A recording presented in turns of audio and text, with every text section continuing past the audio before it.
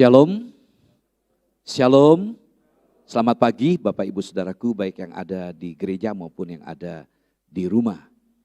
Ya saudaraku, nyanyian tadi bagus ya, jadi apa yang kita minta sesuai dengan apa yang Dia kehendaki itu akan terwujud. Karena itu banyak berdoa dalam situasi seperti ini ya. Tadi saya bersyukur saya mendapat kabar Rabu yang lalu kita berdoa. Dan tentu dari keluarga sudah berdoa juga terus untuk anak Jedijah, yaitu anak dari Bapak Ibu Indra. Dan saya dikabarin tadi anaknya sudah diterima di Loyola. Dan kerinduan kakaknya gagal, tapi sekarang sudah kuliah ya. Dan dia berharap merindukan sekali bisa ada di Loyola dan Tuhan jawab, saya ikut bersuka cita karena ikut ambil bagian dalam doa Rabu yang lalu. Puji Tuhan. Ya tetap banyak berdoa, jadi berhentilah untuk mengeluh untuk keadaan-keadaan kita. Ya puji Tuhan. Nah saudaraku, dalam bulan ini sampai ke depan ya saya akan banyak berbicara tentang gereja.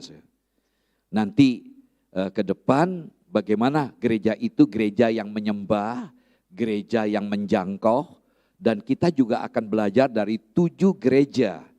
Baik gereja Efesus, gereja Smyrna, gereja Pergamus, gereja Tiatira, gereja Sardis, gereja Philadelphia, gereja Laodikia. Kita akan belajar, jadi untuk persiapan kita masuk ke Natal, bagaimana hubungan gereja dengan Natal. Jadi terus kita akan belajar, tentu ketika bicara gereja, kita akan bicara juga tentang keluarga. Karena keluarga itu enggak bisa lepas dari gereja. Nah saudara, hari ini kita belajar tentang kerendahan hati. Karena itu kita perlu belajar bersama-sama bagaimana membangun karakter ya rendah hati dalam kehidupan kita. Baik dalam keluarga secara khusus karena tema kita gereja dan juga dalam bergereja. Nah saudaraku, kita siapkan hati kita akan belajar bersama-sama. Saudaraku, kita buka Filipi. Ya, Filipi. Kita akan pusat perhatian kita kepada Filipi pasal 2 ayat 1 sampai dengan ayat yang ke-11. Saudaraku, saya berharap Bapak Ibu Saudaraku tetap konsentrasi dalam ayat ini. Ada banyak ayat lain saya tidak bacakan, mungkin 1-2 ayat saja. Ya saudaraku, bila saudara berkehendak ingin meminta PPT-nya, PowerPoint-nya, bisa minta ke multimedia atau ingin mengikuti khotbah ulangan di YouTube bisa ya, yaitu gereja, akunnya gereja, atau kita punya akun yang baru, minta tolong di like, di share juga dan di subscribe, yaitu Agape Voice.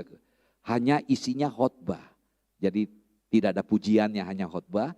Saudara bisa belajar, kalau malas nonton dengar aja. Saya juga begitu, saya banyak belajar dari pendeta-pendeta lain. Saya selalu ikut ibadah di gereja lain ya.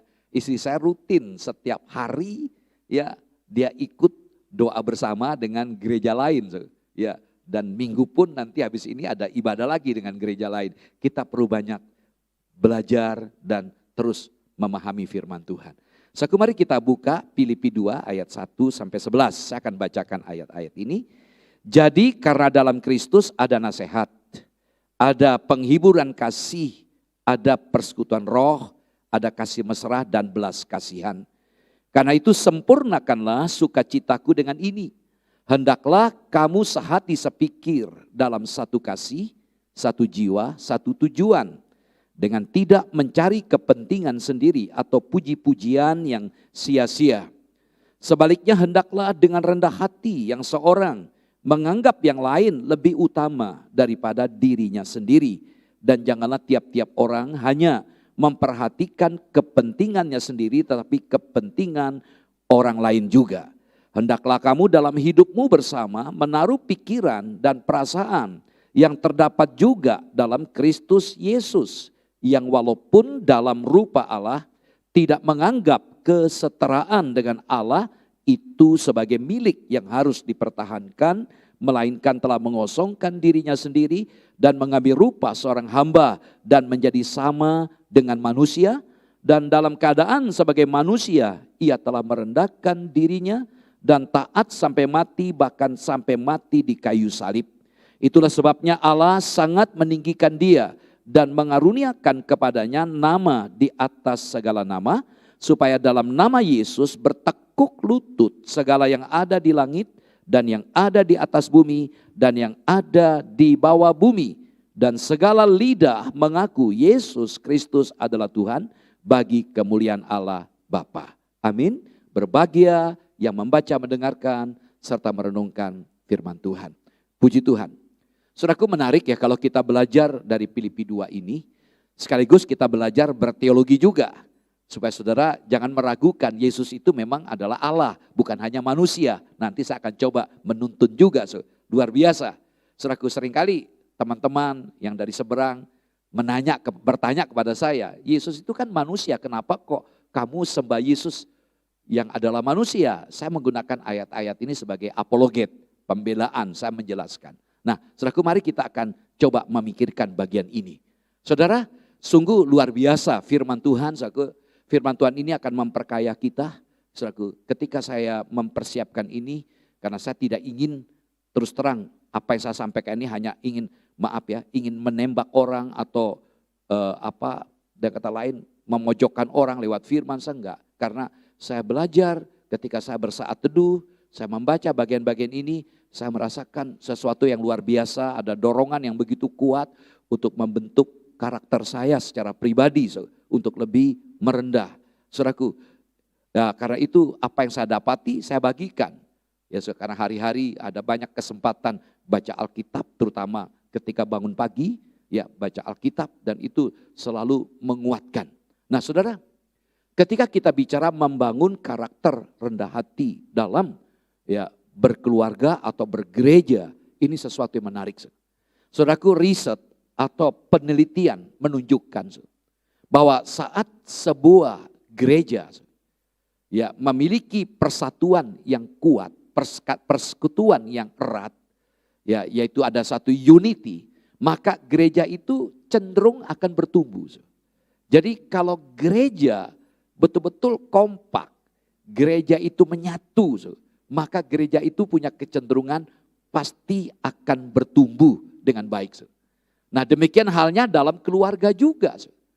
Dalam keluarga saat suami istri bersatu pasti luar biasa. Baik dalam bisnis, dalam pekerjaan dan sebagainya. Jadi persatuan ini penting. Persekutuan atau persatuan sesuatu yang dibutuhkan kalau kita ingin bertumbuh dan ingin diberkati. Ya, Oktober ini ada 2 yang menikah, nanti Desember ada yang menikah juga. Selalu saya tekankan tentang persatuan. Kemarin sore juga ada bimbingan pranikah. Saudaraku, saya tekankan bagaimana bersatu, jangan mempersoalkan perbedaannya. Ya, dalam perbedaan itulah kita bisa belajar menerima, jangan menuntut ingin diperhatikan. Belajar memperhatikan karena konsekuensi dari kesatuan itu adalah berkat. Mazmur 133 mengatakan demikian, ketika kita hidup rukun, ketika kita hidup menyatu, maka Tuhan perintahkan. Perhatikan, Tuhan perintahkan berkat. Jadi kalau kita ribut melulu, enggak kompak dalam keluarga, dalam gereja, saya yakin berkat, kuasa, manifestasi tidak akan ada. Mengapa hari ini mulai saya mendampingi pemuji, pemusik untuk berdoa bersama-sama, mohon pengurapan Tuhan, mohon anugerah Tuhan supaya kita tidak hanya melayani secara rutinitas. Ya saudaraku, kita rindu kesatuan hati, kesatuan roh, sehingga apa? Kita bisa bertumbuh barengan. Saudaraku, kita tahu bahwa ini sesuatu yang enggak mudah. Tidak mudah untuk hidup bersama. Tidak mudah untuk bersatu. Saudara mungkin rasakan dalam pernikahan yang sudah menikah. Ya kalau pacaran mungkin nanti dulu ya karena semuanya bisa ditutupi-tutupi. Ya bisa disembunyikan. Mengapa ada yang berkata ketika kamu pacaran buka matamu lebar-lebar. Ya jangan tutup mata. Kalau sudah menikah merem tutup mata. Itulah pasanganmu. Mau bilang bagaimana? Enggak mungkin tinggalkan pasanganmu lagi. Ya belajar merem tutup mata. Jangan ketika menikah baru buka mata, kecewa. Mengapa ada istilah? Ya, ada istilah cinta itu buta. Kenapa buta? Karena cinta itu membabi buta. Hantam kromo saja. Tapi ketika menikah kok tidak seindah warna aslinya. Banyak kejutan-kejutan. Nah saudara, jadi untuk bersatu, membangun persekutuan, saya katakan ini bukan hal yang mudah ya untuk hidup bersama, hidup bersatu. Karena apa? Kenapa saya katakan tidak mudah? Saya berani berkata untuk menyatu memang enggak mudah. Tidak seperti kemudahan kita membalik telapak tangan begitu cepatnya. Untuk menyatu enggak gampang. Karena apa? Karena latar belakang kita. Latar belakang, sosial, usia, gender, cara berpikir kita, cara pandang kita, latar belakang pekerjaan kita. Ya terus terang, begitu banyak mempengaruhi kita. Ketika ada di sebuah komunitas, kita dibentuk dalam keluarga kita dengan cara-cara. Saya ingat salah seorang mahasiswi, ya dia sayang, sudah dipanggil Tuhan, Angel. Almarhum dia cerita, wah kalau papa mendidik kami gaya militer. Terlambat bangun pintu ditendang. Ya, tapi dibilang saya bersyukur buat papa saya yang begitu. Nah ada banyak yang membentuk seseorang latar belakang. Dan juga apa? Personality, kepribadian. Dalam bersatu kita menemukan paling tidak 4 kepribadian. Ada yang sanguin, ada yang kolerik. Ya, ada yang pragmatik. Saudaraku, ya jadi kita melihat personality juga begitu mengganggu. Ada orang yang cuek bebek, itulah orang pragmatik. Dia cuek, kesannya acu tak acu. Pada orang ini juga potensial. Ada yang sanguin, ada yang kolerik, ada melankolik. Yang kolerik gampang meledak-ledak. Suka mengkritik saja. Memerintah saja, itu kolerik. Kadang-kadang kita stres menghadapi ini. Mengapa saya katakan tidak mudah untuk bersatu? Ya, kenapa saya katakan tidak mudah? Karena ada habit, ada kebiasaan-kebiasaan yang berbeda. Nah, menghadapi orang-orang yang memiliki kebiasaan yang berbeda, habit, wah sulit sekali. Yang satu ini suka disiplin, ya, yang satu enggak bisa. Kalau rapat, kita tentukan jam 7 WIB. Kalau dia jam 7 WITA. Bukan waktu Indonesia Tengah, tapi waktu itu terserah Anda. Ini orang yang susah diatur, selalu berkata, maaf saya terlambat. Memang ada orang yang spesialis suka terlambat datang kalau berkumpul.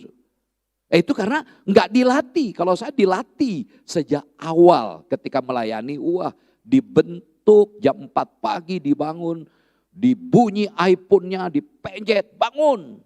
Kenapa? Siapkan untuk doa pagi, karena jam 5 ada doa pagi. Begitu dilatih, pertama-tama berat sekali. Tapi sudah kebiasaan dilatih, jangan sampai terlambat ibadah, didisiplinkan betul-betul. Nah saudara, jadi saya berkata tidak mudah untuk membangun persatuan. Latar belakang, personality, habit atau kebiasaan. Nah perhatikan, unity. Bicara kesatuan itu bukanlah uniformity. Jadi bukan bicara tentang kesamaan dari setiap segi. Jadi kalau kita menuntut semua harus sama, enggak jauh beda dengan makam pahlawan. Kalau kita menuntut semua seragam, harus sama dengan apa yang kita mau, pasti kita akan stres. Nah, jadi dalam gereja, dalam keluarga begitu unik. Saya melihat juga 2 anak saya aja punya keunikan, berbeda. Dengan gaya, kebiasaannya, dalam memandang sebuah buku, beda. Ya beda. Itu saja. Saya dengan anak saya yang perempuan, hobi buku sama-sama. Seleranya buku. Papi sudah baca buku ini apa belum? Wah ini belum. Ya Karis belikan ya.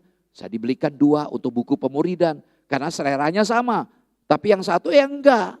Senang, lain lagi seleranya beda-beda. Dan itulah saudaraku. Nah seringkali kita dibikin berbentur. Terjadi benturan-benturan karena kita mau menuntut orang lain harus sama seperti saya. Nah kalau sudah mau seperti saya pasti akan terjadi ketidaknyamanan, ada stres, ada orang ogah untuk bersama-sama. Karena itu marilah kita belajar bersama-sama. Ada satu sisi yang saya ingin tekankan di sini ketika kita membangun bersama-sama dalam keluarga, dalam bergereja, yaitu kerendahan hati. Kita lihat tangan ini lambangnya tangan yang menyatu, ada berapa tangan itu ya. Ya, saudaraku, ada 1, 2, 3, 4 ya mungkin ya, orang bentuk kasih hati. Memang kasih ini yang menentukan untuk kebersamaan. Kasih ini membuat kita bisa menerima orang yang berbeda dengan kita. Kasih ini membuat kita bisa menyadari akan kekurangan orang lain. Kasih ini akan membuat kita belajar menghargai orang lain, jangan menuntut hanya untuk dihargai. Nah, karena itu kita belajar. Salah satu dari keunikan kasih itu adalah kerendahan hati. Nah, kerendahan hati ini merupakan kunci rahasia untuk membangun relasi yang harmonis. Kita tidak mungkin dalam keluarga lah kalau kita bisa membangun sebuah hubungan yang harmonis dengan keluarga kalau kita sombong. Pasti nggak tahan lama cerai. Kita lihat artis-artis. Karena mereka punya kelebihan, punya kehebatan masing-masing. Artinya punya sikap kemandirian. Ya, kalau cerai pun nggak ada masalah kok. Karena mereka punya potensi. Nah ini kan persoalan kalau dalam gereja seperti itu. Ya bisa bahaya sekali kalau dalam gereja kita tidak punya sikap kerendahan hati. Karena kerendahan hati inilah merupakan kunci untuk membangun sebuah hubungan yang harmonis. Kalau kita bicara harmonis, keyboard, nadanya enggak semua do. Tetapi walaupun berbeda-beda nada ketika dimainkan oleh Thomas tadi. Ya, mainkan oleh Thomas menjadi sebuah harmoni, lagu yang luar biasa. Demikian juga. Nah, bayangkan kalau semuanya do, seragam. Tidak ada nyanyian lagi yang keluar. Karena itu jangan menuntut ya. Ketika dalam keluarga seragam, kamu harus mengerti saya. Saya ingatkan kemarin pengalaman saya dengan istri saya. Ketika saya tegur dia, kamu mengerti saya dong. Saya ini hamba Tuhan, saya ini pendeta. Pertama 1, 2, 3 kali istri saya diam. Tapi suatu saat dia meledak, kamu cuma ingin dimengerti. Cobalah mengerti juga tentang saya. Nah ini sebuah fakta. Dan rupa maaf, itu kesombongan saya. Saya bawa atribut saya sebagai hamba Tuhan pendeta. Saya nggak sadar, saya membutuhkan sebuah hubungan relasi dengan istri saya juga. Dan saya berani berkata gereja itu menjadi sehat. Kalau gereja itu memiliki relasi hubungan yang baik dengan Tuhan, yaitu mengasihi Tuhan. Sudah saya singgung minggu yang lalu.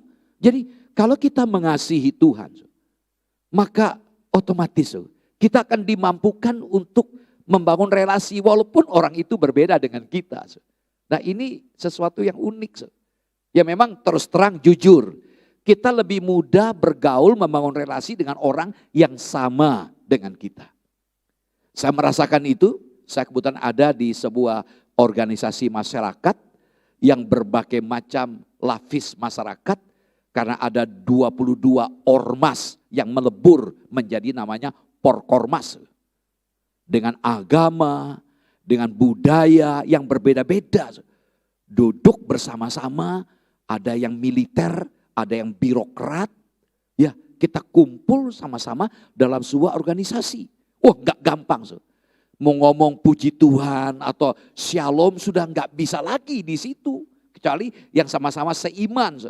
Ya memang kita lebih senang ada merasa nyaman di komunitas yang sama. Orang yang sama dengan kita. Tapi dengarkan, kalau kita betul-betul merindukan gereja itu sehat, keluarga itu sehat, kita perlu relasi yang baik ya dengan Tuhan.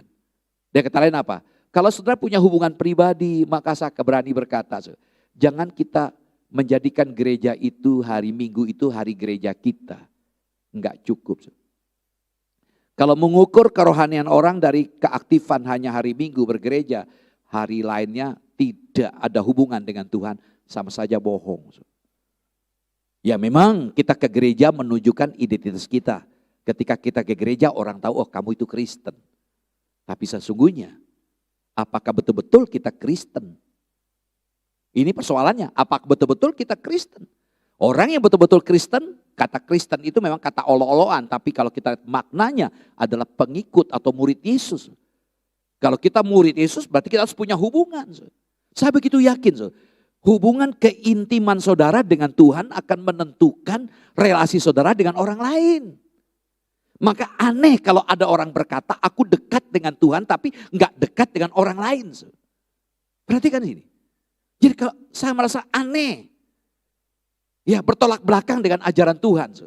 Jadi kalau kita betul-betul menyadari bahwa saudara punya hubungan pribadi intim, akrab, melekat dengan Tuhan, otomatis saudara pasti belajar membangun hubungan dengan orang-orang yang ada di sekitar saudara. Bila tidak ada hal ini, maka gereja atau keluarga menjadi sakit. Karena apa? Relasi itu dibutuhkan. Karena kita dirancang sebagai makhluk sosial. Ketika Adam di Taman Eden, taman yang begitu ideal karena Adam bersekutu dengan Allah. Tapi Allah berkata apa dalam Kejadian 2:18? Tidak baik manusia itu seorang diri saja. Nah, di sini bukan sekedar berbicara tentang teman hidup. Di sini kita mendapatkan pesan teologisnya. Bahwa kita nggak bisa sendirian, kita butuh teman. Bayangkan ya, misalnya saya ini serba bisa jadi pendeta, serba bisa. Saya mimpin pujian, saya pegang kamera, ya, saya pegang musik, bayangkan semua pegang. Nggak mungkin bisa kan?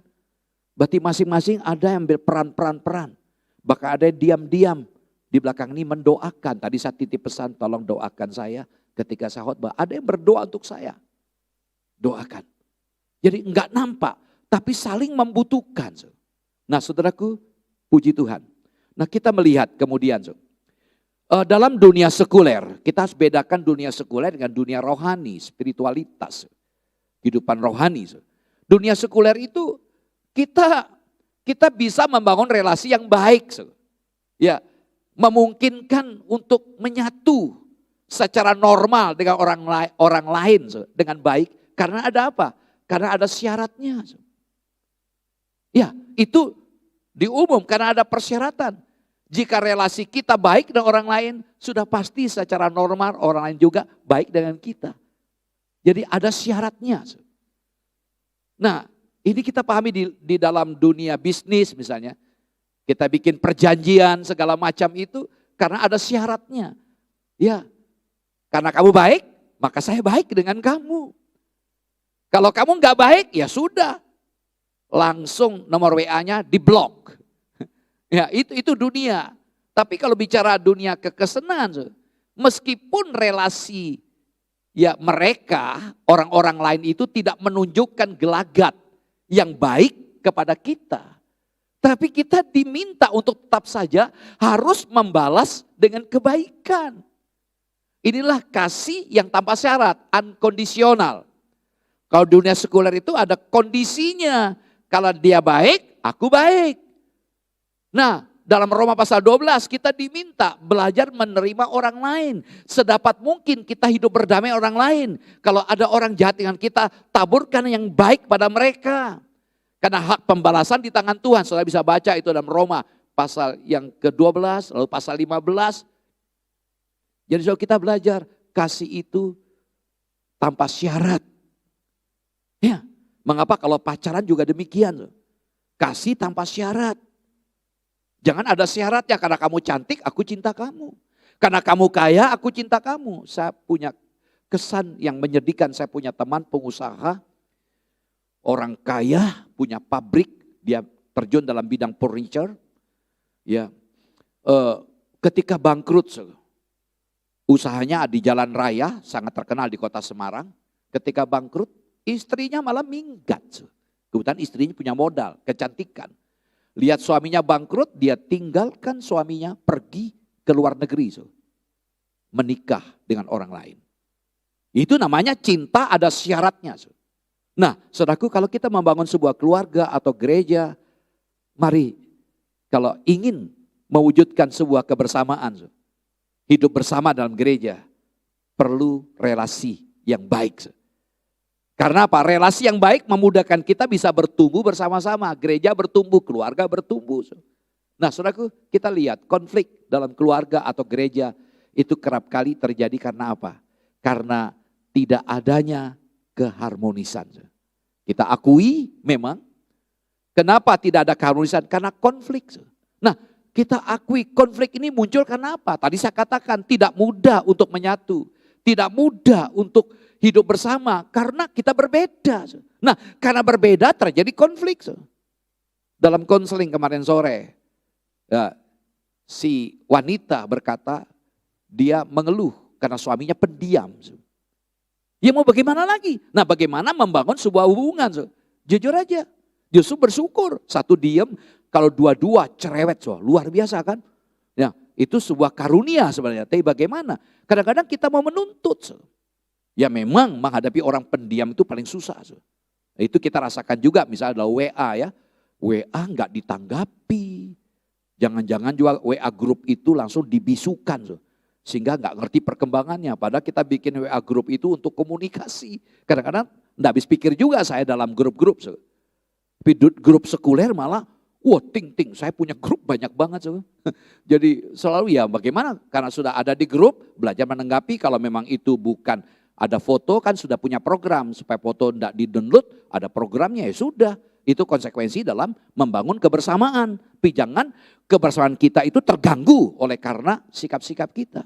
Nah, adanya konflik ini bagi kita mungkin orang timur, kita nggak suka dengan konflik. Ya kita ingin semuanya damai. Itu maksudnya bagus. Tetapi jujur, konflik itu sesuatu yang baik. Bolehlah tanya yang akan menikah atau yang sudah menikah. Pasti banyak benturan karena berbeda. Tapi lama-lama mereka bukan bosan. Mereka menyadari itulah keunikan masing-masing. Nah, sehingga konflik itu bisa diatasi. Dan ini yang perlu kita pelajari. Konflik itu seringkali saya gambarkan seperti pisau. Konflik seperti pisau. Pisau di tangan pembunuh bisa menghilangkan nyawa orang lain. Tapi pisau yang sama di tangannya koki bisa menghasilkan masakan yang enak. Jadi artinya tergantung bagaimana kita menggunakan konflik itu. Nah, hati-hati dengan konflik horizontal. Nah, saudaraku, puji Tuhan. Saudara yang saya kasih dalam Tuhan Yesus Kristus, merendahkan hati memang seringkali dipandang sebagai sebuah kelemahan. Jadi orang rendah hati itu dianggap sebagai orang yang lemah. Bahkan orang rendah hati itu kadang-kadang kamu itu bodoh. Jadi orang rendah hati itu diidentik dengan kelemahan dan kebodohan. Ini kita akui. Nah orang pada cenderung gak senang dianggap bodoh, lemah. Orang ingin menonjolkan kekuatannya. Ya kan? Saudara, orang yang rendah hati memang terkesan terlihat lemah dan tidak menonjol. Mereka tidak jarang justru menjadi apa? Menjadi karena dianggap lemah bodoh, menjadi objek pelecehan tanpa bisa melawan. Nah itulah sebabnya dunia merendahkan orang yang rendah hati. Sehingga kecenderungan nyombong. Lebih natural, lebih alami. Saudaraku, bagi banyak orang untuk menunjukkan apa? Kekuatannya. Ya, kita tidak mau disepelekan, itulah kita. Kita tidak mau disepelekan, kita tidak mau diabaikan, kita tidak mau menjadi orang yang tidak dianggap. Kita ingin dianggap, kita tidak mau ditekan. Sebisa mungkin kita ingin tampil, menonjol dan diperhitungkan supaya orang tahu siapa saya. Inilah masalah kita. Orang tahu siapa saya. Saudara, bagaimana kita seharusnya memandang hal ini? Ya, jadi bagaimana kita seharusnya semestinya memandang kerendahan hati ini? Benarkah sikap ini membuat kita berada pada titik yang rentan terhadap pelecehan? Benarkah? Atau sebaliknya sikap rendah hati akan membawa kita ke titik yang lebih tinggi? Ini sebuah pergumulan pertanyaan. Saya masih ingat bapak pendeta saya, bapak rohani saya. Dimaki-maki oleh salah satu tua-tua gereja sambil ditunjuk mukanya. Wah, saya yang gergetan karena latar belakang saya karate dulu. Wah, kalau kena saya tak habisin. Itu saya masih muda waktu itu. Bapak pendeta muka merah, saya tahu dia menahan kemarahannya. Dia diam. Wah, saya bilang beliau ini orang yang rendah hati luar biasa. Itu saya rasakan. Bagaimana pengalaman dia ditunjuk-tunjuk. Wah, tapi saya lihat Justru kehormatan itu muncul. Termasuk orang yang begitukan beliau akhirnya berkata kepada saya, memang Bapak Pendeta kita ini luar biasa. Dia ceritakan dengan saya juga. Nah, saudaraku, firman Tuhan yang kita baca hari ini, Filipi 2 ayat 1 sampai 11, mengajak kepada kita untuk melihat perendahan diri Tuhan Yesus yang tidak terkira. Bayangkan dari sorga, ya, yang mulai turun ke dalam dunia yang hina. Beliau tinggalkan tata kemuliaannya, datang ke dunia yang rusak. Beliau sang pencipta sudah mengambil hakikat ciptaan. Bayangkan, dia pencipta yang superior menjadi ciptaan yang inferior. Nah, ketika beliau menjadi manusia, ini menarik, ketika beliau menjadi manusia, dia menjadi manusia yang paling hina. Bahkan mati secara paling tersiksa di atas kayu salib. Tindakan perendahan diri yang tidak tertandingi, yaitu Tuhan Yesus yang sudah demonstrasikan di atas kayu salib.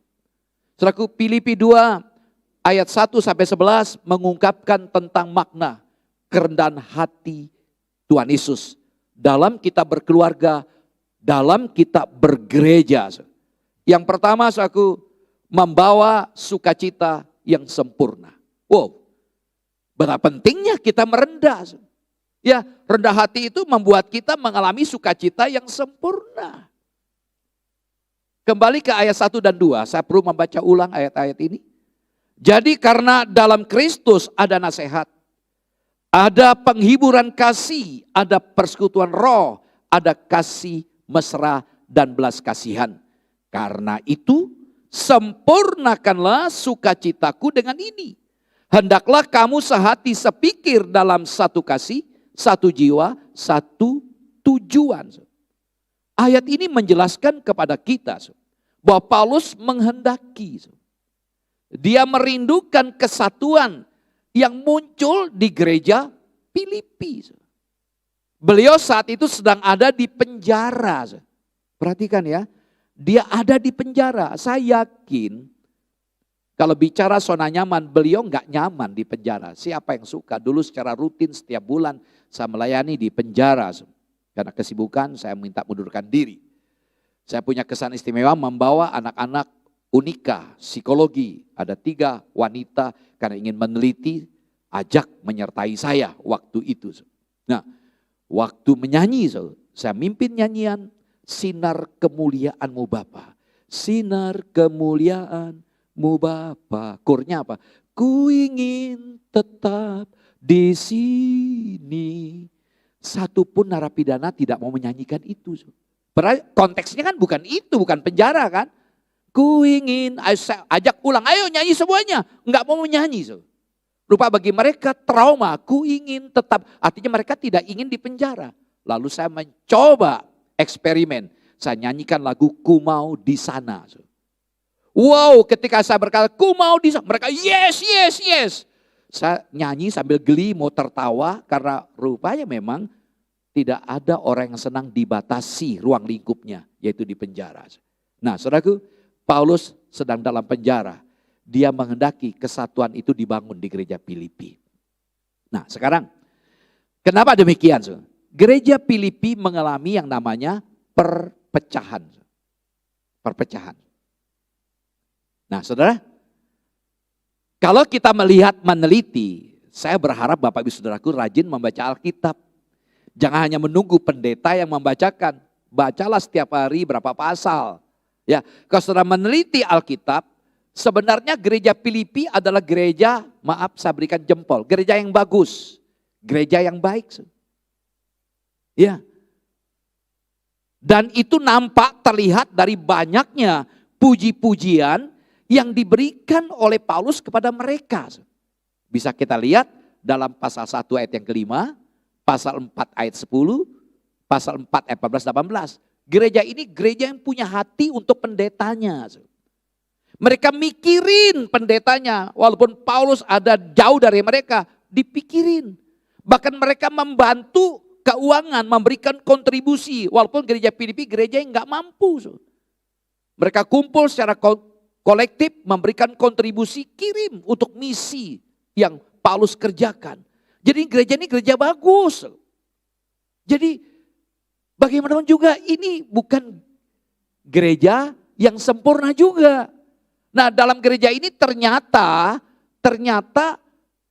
terjadi perpecahan. Dalam pasal 4 ayat yang kedua.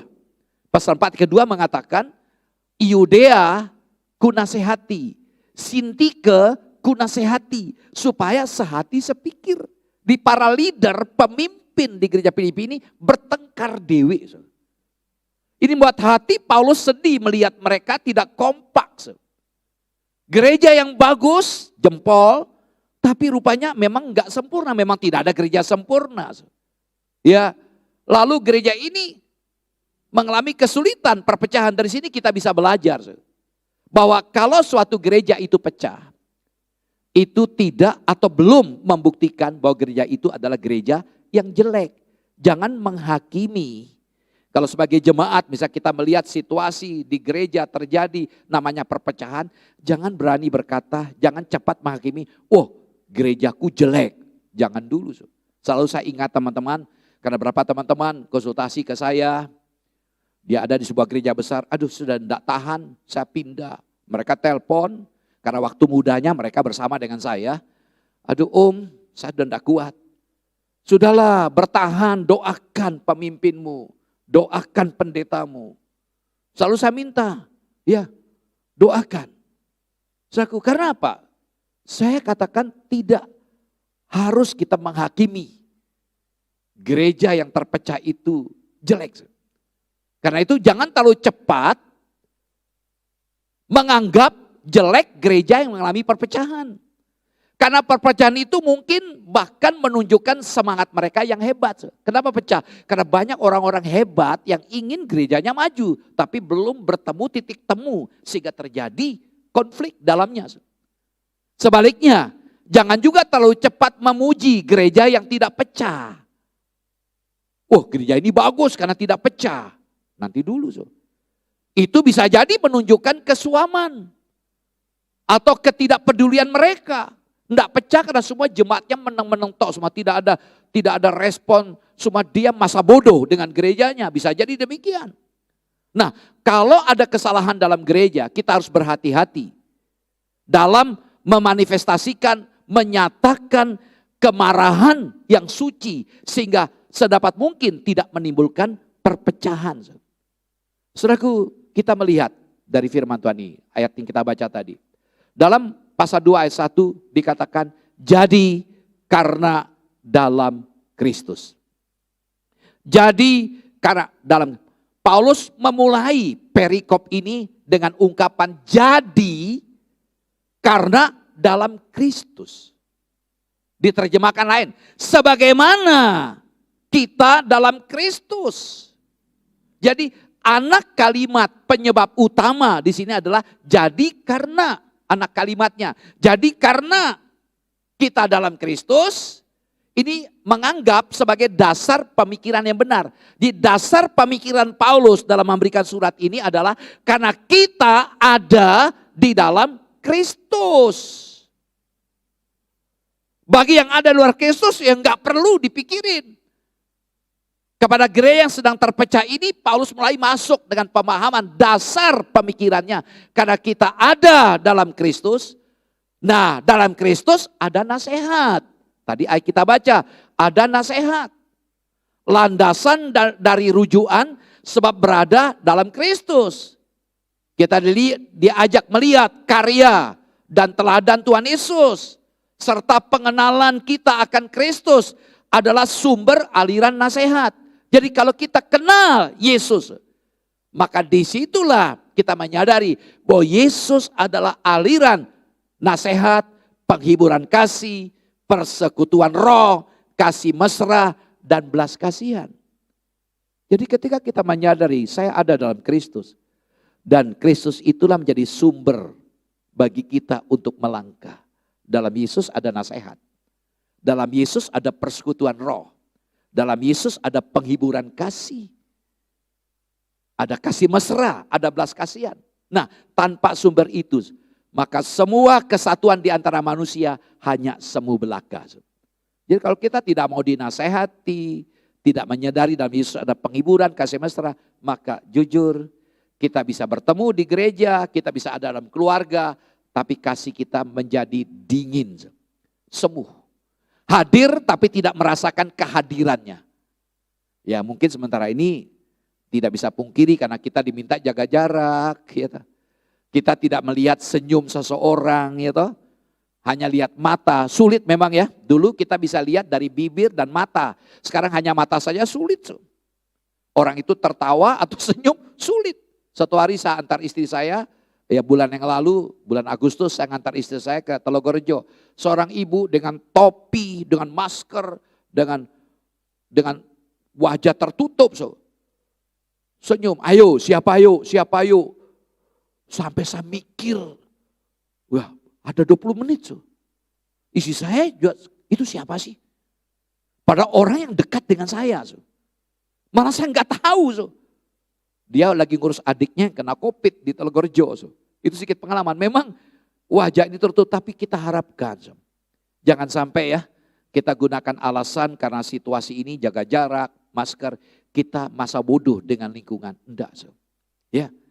Nah saudaraku yang saya kasih, persekutuan roh, belas kasihan satu terhadap yang lain, itu dihasilkan oleh roh Allah. Kasih mesra, sebuah rujukan pada kebaikan hati manusiawi. Jadi kalau kita punya belas kasihan, itu karena pekerjaan Roh Kudus. Orang yang tidak punya persekutuan Roh Kudus, maka munculnya kebencian, dendam, ingin membalas.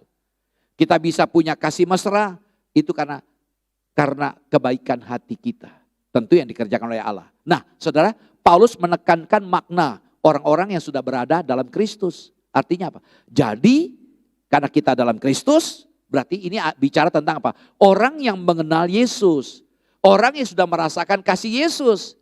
Jadi inti dari pertumbuhan iman kita adalah apa? Hubungan yang erat, hubungan yang akrab dengan Yesus.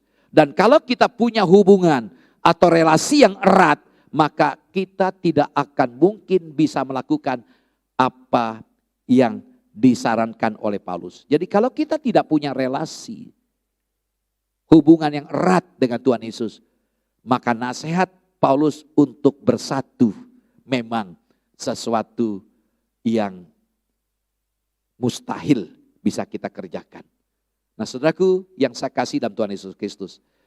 Perhatikan ayat yang kedua A.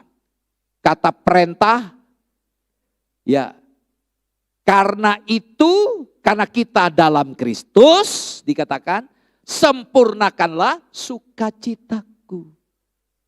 Karena kita sudah ada dalam Yesus, sudah mengenal Yesus, sudah merasakan kasih-Nya. Karena itu Paulus kata sempurnakanlah sukacitaku. Ayat ini bukan berarti Paulus tidak sukacita, nanti saya akan jelaskan.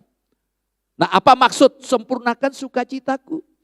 Bagian sebelumnya dalam ayat 1 tadi menerangkan alasan dasar bagi perintah tersebut. Kita bisa menyempurnakan sukacita itu karena kita ada dalam Kristus. Saudara, jadi sempurnakanlah sukacitaku. Ini bicara tentang kesatuan. Nah, topik kesatuan itu memang sudah disinggung oleh Paulus. Tidak usah dibacakan. Dalam pasal 1 ayat 27. Paulus memberikan nasihat kepada gereja Filipi. Kepada jemaat untuk tetap kuat. Untuk teguh berdiri. Dalam satu roh. Dan bersama-sama berjuang bagi Injil. Dalam Filipi 1 ayat 27. Lalu dalam Filipi 1 ayat 28 sampai 30. Di tengah-tengah ancaman yang datang dari luar berupa penganiayaan, jemaat Filipi perlu saling menguatkan melalui kesatuan. Walaupun ada ancaman, aniaya, mereka harus menyatu. Lalu pasal 4 ayat 2, ya ada pemimpin-pemimpin yang tidak kompak, tidak bersatu. Nah saudaraku yang saya kasih dalam Tuhan Yesus Kristus, dikatakan tadi sempurnakanlah sukacitaku dengan ini. Paulus mengaitkan ini dengan dirinya.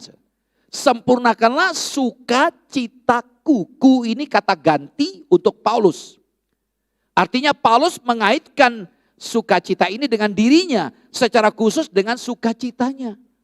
Jadi ungkapan ini tidak boleh ditafsirkan atau diartikan seolah-olah Paulus itu egosentris. Seolah-olah itu Paulus itu egois, mementingkan dirinya sendiri, sama sekali tidak. Kita perlu memahaminya dalam konteks keintiman, kedekatan relasi hubungan antara Paulus dengan jemaat Filipi. Beliau begitu dekat dengan jemaatnya. Jemaat Filipi selalu mengambil bagian dalam pelayanan Paulus. Seperti saya katakan tadi, pasal 1 ayat 5, pasal 2 ayat 25, pasal 4 ayat 10, ya pasal 4 ayat 14, 16. Sangat-sangat mendukung, dekat. Dan ia sendiri selalu, Paulus sendiri selalu memikirkan jemaat Filipi. Dan bersukacita oleh karena mereka. Pasal 1 ayat 4.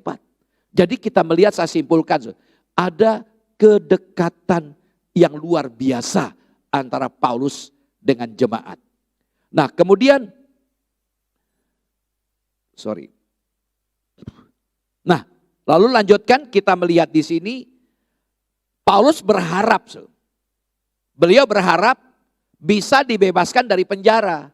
Dia sedang ada di penjara, dia berharap sekali bisa bebas dari penjara. Tujuannya apa? Agar dia bisa bersama-sama dengan jemaat Filipi lagi, berkumpul kembali.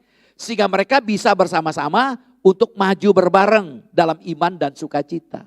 Itu diungkapkan ayat 25. Jadi kedekatan inilah yang dimaksimalkan oleh Paulus. Dia sedang menambahkan muatan personal yang emosional dalam nasihatnya. Nah, jika kedekatan bisa memuliakan Tuhan, mengapa hal itu tidak dimanfaatkan ya dan dimaksimalkan? Bukankah kita juga lebih mudah menaati nasihat dari orang lain yang kita percaya atau dekat dengan dia? Jadi kedekatan itu yang memungkinkan jemaat bisa menerima nasihat Paulus. Saudara, meskipun demikian Paulus tidak mau, perhatikan, tidak mau menyandarkan sukacitanya pada kedekatannya dengan jemaat. Dia tidak berkata begini, buatlah aku bersukacita. Oh enggak, enggak. Dia tidak berkata, buatlah aku bersukacita, buatlah aku senang-senang. Tidak. Dia hanya berkata, sempurnakanlah sukacitaku. Artinya apa? Kalimat ini menyiratkan bahwa Paulus sudah, perhatikan, Paulus sudah memiliki sukacita. Di situasi apapun Paulus tetap bersukacita. Dalam penjara pun dia tetap bersukacita. Nah kalau kita lihat surat Filipi dari pasal 1 sampai pasal 4. Begitu banyak berkali-kali dikatakan bersukacita, bersukacita. Sehingga tema surat Filipi adalah bersukacita. Warren Wiersbe ya, membuat buku tafsiran sukacita di dalam Kristus. Dia menafsirkan kitab Filipi ini. Jadi hanya saja di sini sukacita yang dimaksud oleh Paulus, sempurnakanlah sukacitaku itu. Artinya sukacita itu akan menjadi sempurna, akan menjadi genap apabila Paulus melihat orang-orang yang sudah dekat dengan dia, orang-orang yang dia cintai semuanya berada dalam kesatuan. Jadi kerinduan Paulus kalau melihat jemaat yang dia layani semuanya kompak, menyatu. Itu sukacitanya sempurna. Jadi saya lagi katakan Paulus bukan tidak bersukacita, tapi dia rindukan sukacita itu menjadi sempurna ketika melihat semua jemaat yang pernah dia layani itu bersukacita. Jadi Paulus bersukacita kalau gereja Filipi bisa bersatu. Nah, apa dapat kita terima di sini? Saudaraku yang saya kasih dalam Tuhan Yesus Kristus. Jadi yang dapat kita pelajari di sini, jadi Paulus mengajar kepada kita, kalau kita merindukan sukacita yang sempurna itu, bila kita semuanya bersatu. Nah, ingat hakikat orang-orang Kristen yang sejati seharusnya pembawa damai. Mengapa dalam ajaran Yesus di atas bukit, Matius 5 ayat 9, berbahagialah, diberkatilah orang yang membawa damai. Selalu senang kalau gereja itu bisa bersatu. Sangat aneh ada orang-orang Kristen yang senang jika melihat suatu gereja itu pecah. Khususnya kalau itu adalah gereja, saingannya. Bahkan ada juga orang Kristen yang kerjanya menyebarkan gosip, fitnah, sehingga memecah belah gereja. Kalau kita seperti itu, kita harus berubah. Saudara, ada kejadian yang menarik, suami istri yang ribut melulu. Ribut karena salah satu dari mereka tidak mau mengalah. Ketika mereka ribut, suatu hari pendetanya datang berkunjung, visitasi ke rumahnya. Pendeta sampai nunggu lama, karena mereka sedang ribut, bahkan baku jamba suami istri. Luar biasa. Lalu dibel oleh pendetanya. Ya. Lalu salah satu dari mereka kata, siapa? Saya, sebut nama pendetanya. Lalu apa yang menarik? Mereka keluar dari keributan mereka menghadap Bapak Pendeta dengan pelukan mesra. Jadi ketika bertemu pendetanya, mereka tidak tampilkan wajah ribut begitu dekat intim. Tapi ini kan imitasi palsu. Biarlah kita rindu ya. Jangan sampai hanya di atas permukaan kita sukacita. Biarlah kita belajar dari hati kita paling dalam. Sukacita itu akan kita alami ketika kita mau merendah, menerima satu dan yang lainnya. Karena itu sebuah ajakan, saya tulis di sini, kita perlu membangun karakter rendah hati. Karena itulah yang akan membawa sukacita dalam hidup keluarga, dalam hidup bergereja kita. Puji Tuhan. Biar kita rindu ya, kita boleh bisa berbeda pendapat, kita bisa juga muncul konflik. Biar kita sadari Tuhan ingin kita bersatu dan kuncinya adalah kita rendah hati. Ya, nah saudaraku, jadi sukacita yang sempurna. Yang kedua, membawa kepujian yang sempurna. Dalam ayat 3 dan 4, saya baca ulang ayat ini. Filipi 2 ayat 3 dan 4, dengan tidak mencari kepentingan sendiri atau puji-pujian yang sia-sia. Sebaliknya hendaklah dengan rendah hati yang seorang menganggap yang lain lebih utama daripada dirinya sendiri. Dan janganlah tiap-tiap orang hanya memperhatikan kepentingannya sendiri, tetapi kepentingan orang lain juga. Rupanya dalam ayat kita melihat ada jemaat, ada orang-orang yang memiliki agenda pribadi di dalam berjemaat. Nah, hal ini mengakibatkan perpecahan karena agenda pribadi ini mencari puji-pujian, mencari keuntungan. Ini hati-hati ya. Jadi mereka dinasihati oleh Paulus agar apa? Menganggap orang lain itu lebih utama daripada dirinya sendiri. Jujur, kita punya kecenderungan, kita ingin lebih diutamakan. Kita ingin lebih diprioritaskan, dinomor satukan. Nah, ini hati-hati. Nah, bagaimana caranya? Kita melihat di sini.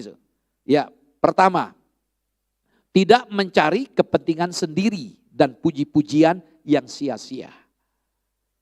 Saudara, kita nggak perlu ya puji-pujian kan? Ya, sebenarnya untuk apa sih? Kadang-kadang orang senang dipuji ya, ngapain sih? Ya, mau dipuji, mau diapakan, kita tetap berharga. Amin. Kita tetap berharga kok. Mau dilecehkan, tidak dianggap, kita tetap berharga. Karena keberhargaan kita, karena kita ada dalam Kristus. Nah ini, banyak orang gampang tersinggung. Karena masalah harga diri, sebenarnya ngapain tersinggung? Kita sudah dibenarkan, kita sudah diperdamaikan, bahkan kita menjadi anak Allah. Nah, mengapa konsep ini harus kita bangun? Nah, karena itu Paulus katakan, jangan mencari kepentingan sendiri, puji-pujian. Dalam terjemahan bahasa Inggris, NIV, saya terjemahkan dalam bahasa Indonesia. Jangan melakukan apapun yang ditimbulkan oleh ambisi yang egois atau kesombongan yang sia-sia. Jadi jangan melakukan apa saja yang ditimbulkan oleh ambisi yang egois atau kesombongan yang sia-sia. Kenapa demikian? Karena hal ini menyebabkan persaingan ketidaksenangan. Kalau kita sudah ambisius, masing-masing punya agenda untuk kepentingan pribadi, saya yakin akan terjadi benturan-benturan di dalamnya. Yang kedua, rendah hati dan menganggap orang lain lebih baik dari diri sendiri. Ya, Jangan sampai kita menganggap diri kita yang paling baik.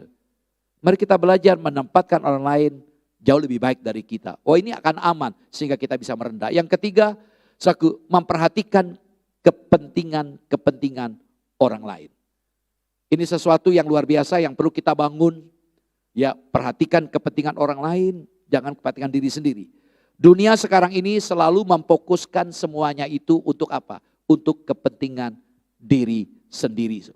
Saudaraku, sebagai orang-orang percaya, orang-orang beriman, orang-orang Kristen, jangan fokus pada diri kita sendiri. Ya, kita perlu belajar, kita berusaha untuk mendekatkan diri kita satu dengan yang lainnya.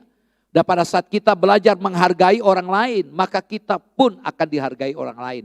Itu hukum tabur tuai. Jadi kalau kita menabur menghargai orang lain, maka pasti orang lain pun akan menghargai kita. Jangan dibalik, jangan ingin dihargai. Enggak perlulah, ngapain ingin dihargai? Wong kita sudah berharga. Ingat ya, dalam Markus pasal 5, wujud keberhargaan manusia. Ketika orang terjadi di Gerasa, ya dirasuk setan. Yesus mengeluarkan setan kepada berapa ekor babi? 2000 ekor babi. Jadi babi itu nggak ada harganya. Padahal kalau dihitung harganya 1 kilogram berapa? 1 ekor babi Palestina bisa 500 kilogram dikali. Yang suka beli babi, mungkin Aksa ya, berapa 1 kilonya? Dikali 500, dikali 2000 ekor. Tapi kita melihat manusia begitu berharga. Demi untuk melepaskan orangnya dari roh jahat. Setannya dikeluarkan, pindah ke babi. Jadi manusia begitu berharga. Saudaraku, mari kita belajar di saat kita menghargai orang lain, maka kita pun akan dihargai orang lain. Bila kita tidak bisa menghargai orang lain, maka kita akan sulit memiliki sahabat sejati. Orang tidak mau bersahabat dengan kita. Orang merasa terganggu, tidak nyaman. Wah, orang tidak mau membuka diri dengan kita kalau kita cuma menuntut ingin dihargai. Nah, hal ini membutuhkan sikap, yaitu namanya rendah hati. Saudaraku yang saya kasih ini gambarnya menarik. Jongkok di atas bukit. Kalau saudara jongkok di atas bukit. Ketika saudara jongkok di atas bukit, bicara bukit berarti tinggi kan. Ketika kita melihat ke bawah, kita melihat orang lain kecil. Betul, kita merasa pede, kita tinggi. Orang lain kecil, tapi kita nggak pernah bayangkan kan. Orang lain yang di bawah melihat kita pun kecil. Nah ini perlu kita pahami, karena itu sebuah ajakan. Jangan kita jongkok di atas bukit. Satu sisi kita punya perspektif melihat orang lain itu kecil, rendah. Tapi kita nggak sadar bahwa sesungguhnya orang di bawah pun melihat kita kecil, rendah. Biarlah kita belajar ya. Maka Amsal 16:18 mengatakan kecongkakan mendahului kehancuran. Dan tinggi hati mendahului kejatuhan. Kita akan jatuh pada waktunya. Mari kita belajar di tengah dunia yang spiritnya individualistik. Yang memikirkan diri sendiri begitu kuat akhir-akhir ini. Ujung-ujungnya materi. Orang begitu menekankan individu. Sehingga mereka betul-betul menyadari waktu itu adalah komoditas yang mahal. Sehingga mereka merasa tidak membutuhkan orang lain. Kalau toh butuh karena ada sesuatu yang dia butuhkan supaya dia mendapat sesuatu. Kalau enggak mendapat ya sudah. Nah, mari saudara kita tanamkan pemahaman ini, hati-hati dengan jiwa yang individualistik. Kita sadar bahwa kita hidup perlu bersama-sama, membangun hidup bersama. Kalau sudah individualistik, ujungnya materialistik, materi. Ya. Karena itu sebuah ajakan firman Tuhan yang kedua ini, kita perlu membangun karakter rendah hati. Karena itulah yang terpuji di mata Tuhan. Yang terakhir, yang ketiga, ya, membawa kemuliaan yang sempurna. Sesuatu yang menarik, membawa kemuliaan yang sempurna. Saya tidak perlu membaca, terus sambil lihat Alkitab, karena ini ayatnya jauh banyak, ayat 5 sampai 11. Ya, ayat yang kelima, kita menemukan kata kita diminta untuk memiliki pikiran dan perasaan Kristus. Jadi Paulus langsung masuk. Ya, dari mereka yang memikirkan diri sendiri, yang mengutamakan diri sendiri, mengalihkan perhatian pada Yesus. lihat Yesus. Dia punya hati untuk orang lain. Nah karena itu milikilah pikiran dan perasaan Yesus. Dari kata Yunaninya proneo. Di dua kata dalam bahasa Indonesia, hanya satu kata dalam bahasa Yunani. Ini artinya apa? Sikap yang dinyatakan oleh Kristus. Dalam bahasa Inggris attitude. Jadi tunjukkanlah sikap. Tunjukkan sikap Kristus dalam hidupmu. Nah, sikap Kristus inilah yang memampukan kita bisa mengutamakan orang lain. Bisa menghargai orang lain. Jadi kehidupan Kristus seharusnya bukan hanya membuat kita kagum dan bersyukur, tetapi harus menjadi teladan, pola, gambaran bagi kehidupan kita. Teladan Kristuslah yang menjadi acuan bagi kita. Untuk apa? Untuk membangun kesatuan. Untuk membangun kebersamaan dalam keluarga, dalam bergereja. Perhatikan di sini kata dalam. Dari kata huparkon, ini menarik. Dalam bahasa Inggris kata being. Nah kata huparkon ditulis dalam waktu tensis atau waktu suraku present participle aorist.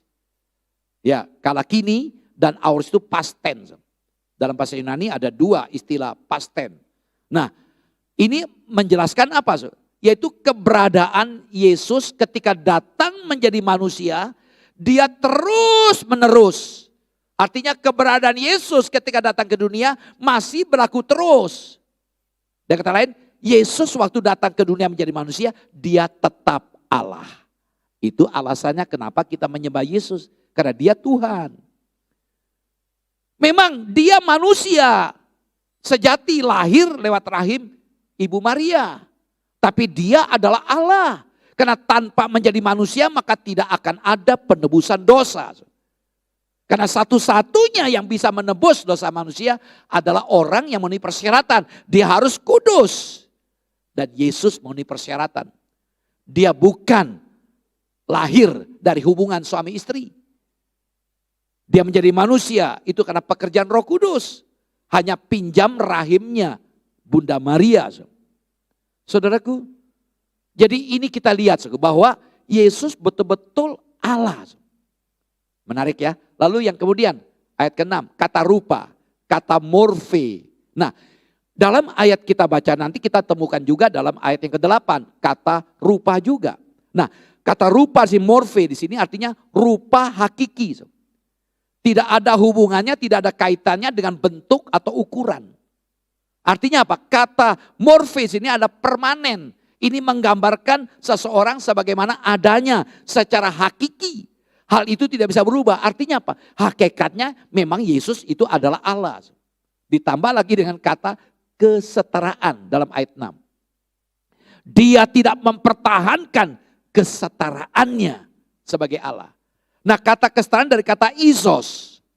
Ini menjelaskan baik kuantitasnya, baik kualitasnya, dia setara dengan Allah. Karena Yesus memang adalah Allah. Wow, ayat 6 ini menjelaskan apa? Yesus betul-betul dia Allah. Puji Tuhan. Dan kemudian ayat yang ke-7 kita lompat. Ayat ke-7. Tetapi walaupun dikata ayat 6 dia adalah Allah. Ayat 7 mengosongkan dirinya. Ekenosin dari kata kenosis. Ekenosin. Ini bukan dimasukkan sebagai kiasan. Ini bukan kiasan. Tapi sini menjelaskan bahwa Yesus ini bukan kiasan. Yesus membuang sifat ilahinya. Berarti Yesus bukan Allah. Karena kata mengosongkan bukan berarti kosong. Nah ini kesalahan terjemahan bahasa Indonesia. Jadi kata mengosongkan bukan berarti kosong. Kalau kosong berarti Allahnya tidak ada kan. Tapi dalam bahasa Yunani kata ekenosen. Bukan demikian. Tapi ini sebuah ungkapan jelas tentang apa? Penyangkalan dirinya yang mutlak. Dia menyangkal diri. Dia adalah Allah. Dia sangkali dirinya sebagai Allah. Dia buat dirinya bukan Allah. Dalam terjemahan NIV. Dia buat dirinya nothings. Bukan apa-apa. Dia buat dirinya dalam terjemahan King James no reputation. Dia buat dirinya tanpa reputasi. Dia Allah. Atributnya Allah. Atributnya sang pencipta Allah yang superior. Tapi dia buat dirinya seolah-olah dia bukan Allah. Ini yang luar biasa. Kita kan tidak begitu.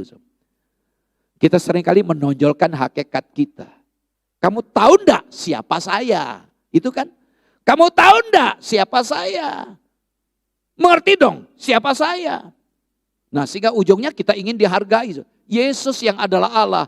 Dia tepis, dia sangkali diri, dia buat dirinya. Enggak ada apa-apanya. Nah tadi ayat 7, sorry bukan ayat 8. Ayat 7 kita temukan kata rupa. Ini artinya kenyataan yang nampak dari luar mengenai sifat batinnya. Artinya menunjukkan, di sini menunjukkan bahwa kesungguhan dari kedudukannya sebagai hamba. Tidak berpura-pura. Jadi waktu dia menjadi hamba, betul-betul dia jadi batur. Hamba, doulos. Nah, lompat kita lihat ayat yang masih ada lagi. Kata hamba, doulos, itu berarti budak. Tidak punya hak atas dirinya. Dia melepaskan haknya. Lalu kemudian kita lihat, dia menjadi sama dengan manusia.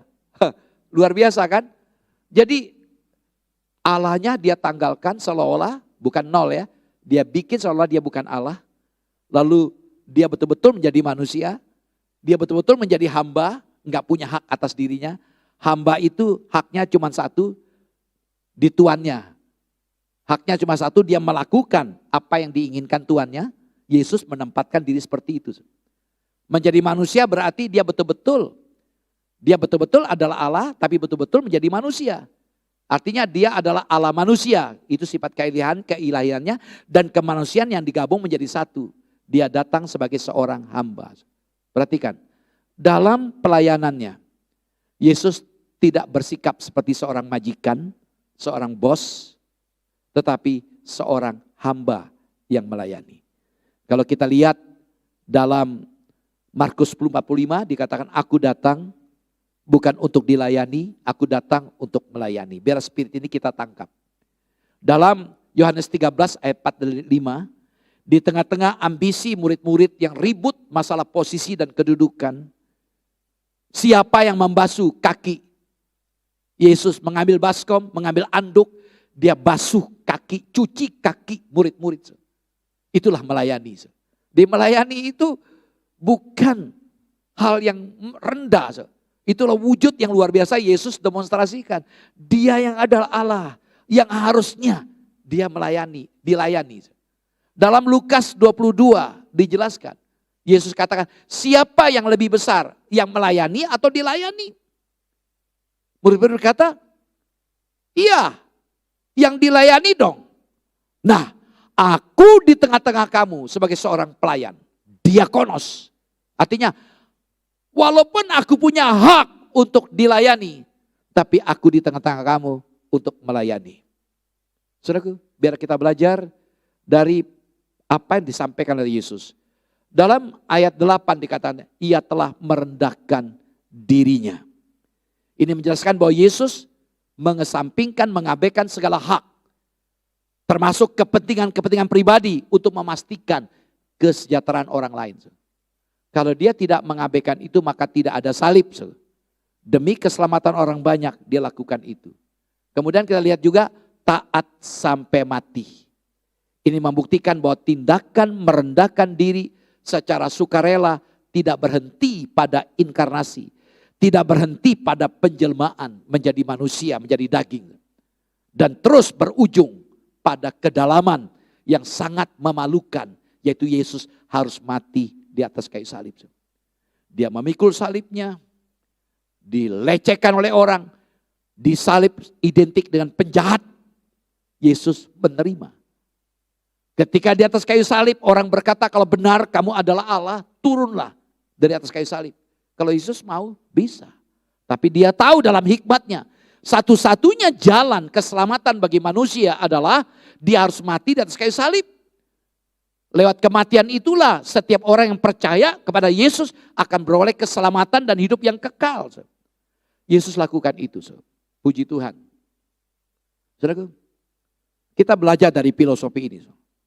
Persoalan kita paling banyak adalah masalah aku, I, dalam bahasa Inggris, aku. Di mana-mana itu perasaan aku, sifat egonya kita. Kita semua punya sifat ego. Mengapa rumah tangga kacau balau, retak? Oleh karena sifat egois. Itu kita akui. Kita akui, bahkan dalam gereja pun ya jelas. Di rumah saja begitu, apalagi di gereja kan. Nah, saudaraku, mengapa saya berani berkata? Kalau ada konflik dalam gereja itu biasa. Dari rumah, dari keluarga. Dari keluarga sudah dibentuk demikian. Nah, saudaraku, jadi harusnya kalau kita sadar kita ada dalam Kristus. I itu ditekuk, jadi C. I ditekuk. Kita harus belajar merendahkan. Ditekuk menjadi C, Christ. Nah, kita belajar. Kita akui kita punya sifat ego, saya pun punya. Tapi bagaimana kita belajar menundukkan, submit. Kita rela ada di bawah otoritas Yesus. Itu butuh kerendahan hati. Saudaraku yang saya kasih dalam Tuhan Yesus Kristus. Yesus sebagai Allah memang memiliki sifat tidak bisa berubah. Kalau ia bisa berubah, itu menunjukkan bahwa ia tidak sempurna. Dia tidak bisa berubah. Dengan menjadi manusia, Yesus sudah membatasi dirinya. Yesus memiliki semua ciri-ciri keilahian. Tetapi dengan menjadi manusia, dia melepaskan ciri-ciri tersebut. Bagaimana dengan saudara dan saya? Terkadang jujur kita lebih suka menonjolkan siapa diri saya, siapa diri kita. Daripada menanggalkan akunya kita. Biarlah kita belajar hari ini. Kalau kita ingin merindukan kebersamaan dalam keluarga, dalam gereja, kita perlu menanggalkan sifat aku kita. Bila kita ingin menjadikan Kristus sebagai model dalam membangun kebersamaan, dalam bergereja, dalam berkeluarga, maka kita harus melepaskan hak untuk dihargai, hak untuk dilayani. Kita belajar menghargai, belajar melayani. Yesus sang cipta yang masuk ke dalam dunia dan membatasi diri dengan menjadi manusia ciptaan. Bahkan bukan hanya mengosongkan diri, dia melangkah lebih rendah menjadi hamba dan mati menanggung penderitaan dan aib yang tak terperih. Pengosongan dirinya itu mendorong saudara dan saya untuk memiliki prinsip hidup yang sama. Menolak pementingan diri sendiri demi untuk menyenangkan hati Allah. Kita belajar menolak untuk kepentingan pribadi kita. Supaya Tuhan disukakan, Tuhan dimuliakan. Saudaraku, Yesus menjadi model bagi kita. Karena apa? Dia rendah hati. Dia rendah hati. Dia menjadi manusia, turba, turun ke bawah. Dia membatasi dirinya. Bisakah kita turba, turun ke bawah? Enggak rugi kita merendah. Ya, enggak rugi. Yang kedua, dia berkorban. Buktinya apa? Dia hidup demi orang lain. Dia tidak egois. Yang ketiga, dia taat sampai mati. Dalam ketaatan, dia menerima peran sebagai hamba yang menderita bahkan sampai mati di atas kayu salib. Sehingga akibatnya apa? Sebagai penutup akibatnya dalam ayat 9 sampai 11. Itulah sebabnya Allah meninggikan dia. Ini konsep. Ketika kita merendah, maka kita akan diangkat. Pemuliaan itu akan terjadi ketika kita mau merendah. Allah sangat meninggikan Yesus. Hal ini merupakan jawaban dari sikap Paulus. Kerendahan hatinya, pengorbanannya, dan ketaatannya. Yesus dimuliakan pada waktu kebangkitannya. Naik ke sorga dan duduk sebelah kanan Allah. Tapi dengarkan. Tetapi pemuliaan yang dilukiskan dalam Filipi 2 ayat 10 sampai 11 baru akan terjadi pada saat keempat. Waktu kedatangan Kristus kedua kalinya. Itu betul-betul dimuliakan. Saudaraku, Tuhan Yesus berhak untuk dihormati. Tapi dia malah merendahkan dirinya. Dia berhak untuk dilayani. Tapi malah melayani. Sehingga Allah memuliakannya. Dan akibatnya ialah kemuliaan hanya bagi Allah. Sama seperti Kristus. Saudara dan saya pun akan ditinggikan oleh Allah. Amin. 1 Petrus 5 ayat 6, mari saya bacakan. Sebagai ayat penutup, 1 Petrus 5 ayat yang ke-6. Karena itu, rendahkanlah dirimu di bawah tangan Tuhan yang kuat, supaya kamu ditinggikannya pada waktunya. Sekali lagi, karena itu rendahkanlah dirimu di bawah tangan Tuhan yang kuat, supaya kamu ditinggikannya ditinggikan oleh Allah pada waktunya. Jadi ada waktunya Tuhan akan meninggikan kita. Karena itu jangan saudara merasa direndahkan berarti habislah martabat saudara. Tidak. Walaupun saudara tidak dianggap, dihina, belajar. Lukas 14 ayat 11 tidak usah dibacakan. Orang yang mau direndahkan maka akan ditinggikan. Jadi kalau kita ingin ditinggikan, belajar untuk merendah. Saudaraku, Lucifer sebagai contoh untuk kita renungkan. Saudara kalau membaca dalam Yesaya pasal 14 ayat 12 dan seterusnya. Lucifer diidentik dalam terjemahan bahasa Indonesia bintang timur. Di situ berkali-kali dikatakan aku hendak, aku hendak, aku hendak. Dia punya keinginan seperti Allah. Kita tahu Lucifer adalah malaikat yang dekat dengan Allah.